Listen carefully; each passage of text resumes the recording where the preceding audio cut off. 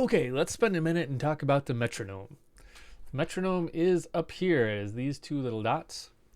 If I click on it, it's going to turn it on. And now when I press play, we're going to hear a metronome going at our session tempo, which is 120 beats per minute. Okay, that's what our metronome sounds like.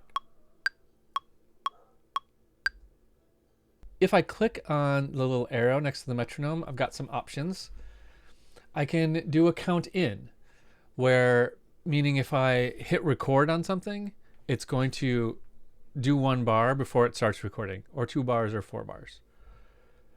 I can change the sound to these 3 things. They're all fine. And I can change the rhythm a little bit. I can give it like a triplet feel, a halftime feel, a few other things.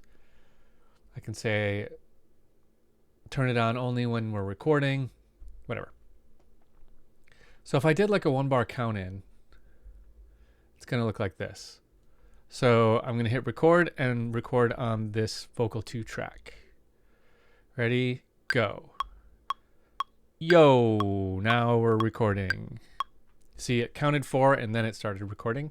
This can be really useful, especially like when I'm recording my guitar or something. I might set that to 2 bars so that I can hit record, grab my guitar, get all comfy, and then hit the downbeat right where I want it. Now, if you want to adjust the volume of the metronome, this is something that is surprisingly tricky to find. Okay, it's buried in a really weird place. So let me show you where it is. First, you can only get to it in session view. So we go over to session view and we go all the way down to our master channel down here, and what looks like the solo button, this is actually going to be our metronome output. Volume. Okay. And if you want to do something weird with the outputs, it's this Q out here.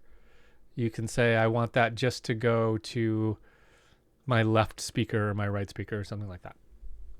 Okay, but you can only get it in session view, as far as I know anyway. So that will now go to our headphones. If I turn on headphones and I hit record, I'm going to hear the metronome in my ears, and it'll work just like a click track. The metronome will follow any time changes, meter changes, tempo changes, anything like that. So it's very easy to work with. So that's where your metronome is super important for when you're recording, trying to stay on a beat.